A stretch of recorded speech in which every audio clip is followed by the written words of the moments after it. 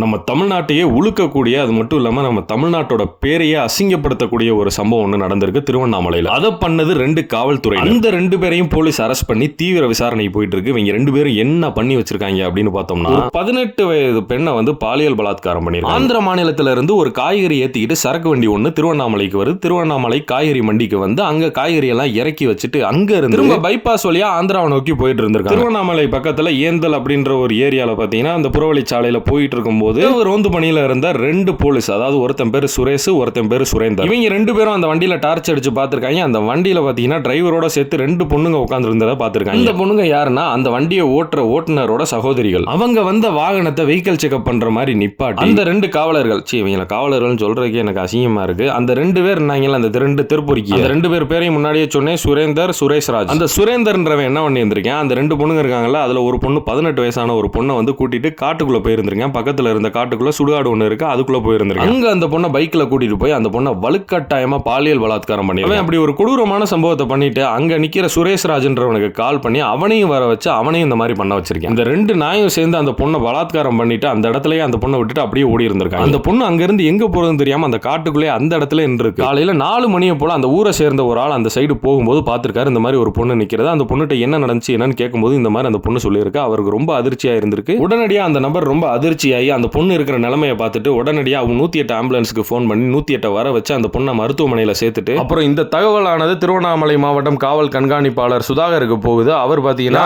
Night rounds போனா அந்த பொண்ணு சொன்ன அங்க அடையாளங்கள் எல்லாத்தையும் வச்சு இவங்க 2 பேர் இருந்தேன் அப்படின்னு சொல்லி ஐடென்டிஃபை பண்ணி இவங்க 2 பேரையும் கைது பண்ணி இப்போ விசாரணை நடந்துகிட்டு. அது இந்த 2 பேரையும் பார்த்தீங்கல்ல, இவங்களுக்குலாம் உண்மையிலே இந்த காவலர்கள் அப்படின்னா அதுக்கான அர்த்தம் தெரியுமா என்னன்னு தெரியல. அதாவது காவல்துறையிலேருந்து இரவு நேரத்தில் ரோந்து பண்ணி போறதே இந்த மாதிரி எதுவும் அசம்பாவிதம் நடந்துடாம இருக்கிறத தடுக்கிறதுக்காக. ஆனால் அந்த அசம்பாவிதத்தை நாங்களே பண்றோம்னு இவங்க பண்றதை பார்க்கும்போது இவங்களுக்கு எப்படிப்பட்ட தண்டனை கொடுக்கணும் அப்படின்னா, இவங்களை கொல்லக்கூடாது, எதுவும் பண்ணக்கூடாது. ஆனா இவங்க சாகிற வரை ஏன்டா நம்ம இப்படி ஒன்று பண்ணோம், நம்ம செத்தே போயிடலாம்னு யோசிக்கிற அளவுக்கான ஒரு தண்டனையை கொடுக்கணும். அப்படின்னா எதை கொடுக்கலாம்?